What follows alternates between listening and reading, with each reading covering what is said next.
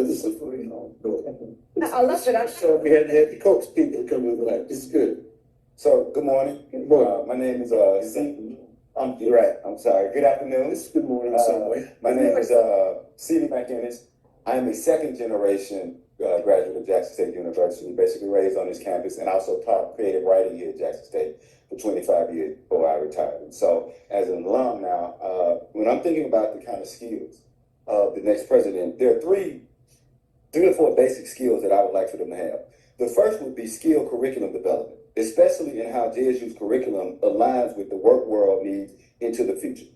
The second skill is fundraising, especially with the goal of making the university more self-sufficient to lessen its dependency on IHL. Three is the ability to identify quality leadership to serve in one's cabinet and as deans and chairs across the campus. Four, Einstein once said that imagination is more important than knowledge. Thus, the next president must have a documented track record of implementing new and innovative programs which turn problems into pathways for growth. You know, how many new programs or new strategies have this particular president created before they got to Jackson State? And finally, we need to remember a skill set is that greatness means that life after you is different than life before you. So the next Jackson State president, we need to look at their resume to see how did they improve their previous institution, how was that institution made better before them, and then we would know if they have the characteristic of greatness. And I thank you for your time. Thank you. Thank you.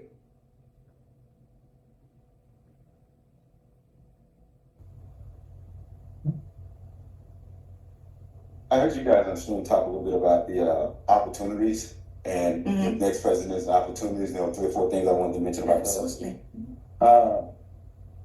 One of the first opportunities, as said earlier, was not just the opportunity to grow the university from an R2 to an R1. People forget that there are now only 11 HBCUs that are R2 status. I think Howard is the only one that's an R1. Yeah. And so Jackson State actually was one of the first three. It was Jackson State, Howard, and North Carolina A&T, if I remember correctly. And so for the fact for us to be one of the first three and to still be an R2 means that there's an opportunity there to do that work. And I think that opportunity includes revamping the process for how professors and students obtain grants and other monies for research, and to provide more class credit for students who are working directly with professors on particular projects. We have to do a better job of miming and tutoring our students so that they can be involved in those kind of grant raising and fundraising research opportunities. The other is the opportunity to increase student housing. We're not able to grow our enrollment as we would like because we continue to be denied with our housing opportunities, right? And so we need a president who can then work on establishing that.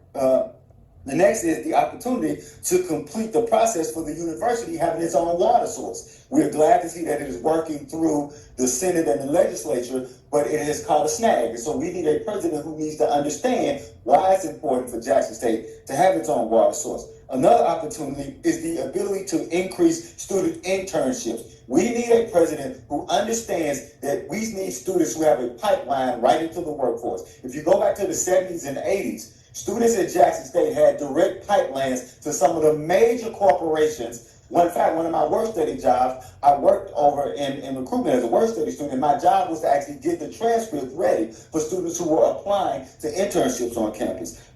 Next, we need to expand the opportunities for students to receive more work study and work aid. When I say receive more work study and work aid, I mean also to think innovatively, and that sometimes work study and work aid doesn't have to be money. It can be credit towards your tuition. You're looking at somebody who, before I joined the National Guard, I had to work 3 jobs because 2 of my checks I was signing over. And if it had not been for the work aid I was able to get from Jackson State before I joined the National Guard, I probably wouldn't have finished my career. So we need to have a president who understands how work aid and work study can be a mainstay in helping students take care of that. And then finally, I also want to not only commend our history, but we need a president who understands that we need a continued growth in athletics.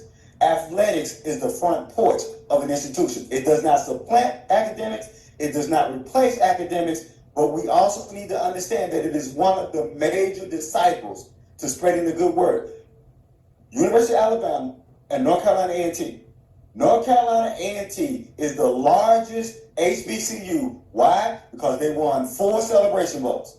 That is how they directed. University of Alabama, before Nick Saban was there, less than 20% of their applications were out of state. After Nick Saban, over 60% of their applications are out of state. So we need to remember that we want to fund academics and athletics equally, and a president who can do both of those. Thank you. So I know that the question of the priorities that the new president should have in the first year, and I think the number one priority is rebuilding a trust of all the stakeholders through transparency and shared governance. We use the word shared governance a lot, but we need the president to work together with the faculty senate and with the staff senate to make sure that they equally institute the handbook, the staff handbook and the faculty handbook, that makes it clear and transparent how you get promoted, what is tenure, and to the community. So we really need better shared governance. We also, we have too many acting and interim positions on campus.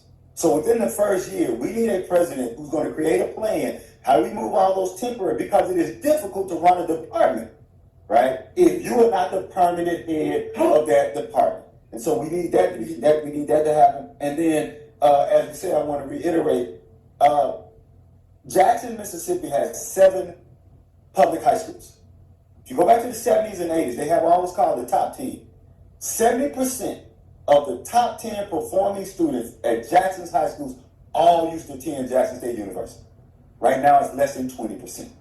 And so we need a president that is going to actively go after the major top performing students here in our community so that we can go back to be closer to 70% of the top performing students. And then finally, I would just like to say that we need the JSU stakeholders, staff, faculty, students, and alumni. And I know this may not be feasible, but it needs to be said. A lot of frustration over the last 3 is because the failure of the last 2 presidents is the failure of IHL. And so at some point, when there are votes being made and there are decisions that are being made, the stakeholders of the faculty, the staff, the alumni, and the students should be able to come together and elect at least one person to sit on that committee. There should be at least one person from those stakeholders who should be able to cast a vote to say, this is the president that we want. Why? Because in our entire history, Jackson State has only chosen one of its presidents, and he's the greatest president we ever had, Dr. John A. Peoples. And as long as other people have chosen our presidents, it has been a series of failure. And again, I thank you guys for your time, and I appreciate you guys doing this. Thank you. Thank you. I want to thank all of you for your input, including those online, and understand we're going to repeat this cycle again tomorrow. For those who say that there were some that were not included, please spread the information about the link and the survey, which provides opportunity for input for anyone who gets that link and who chooses to make input.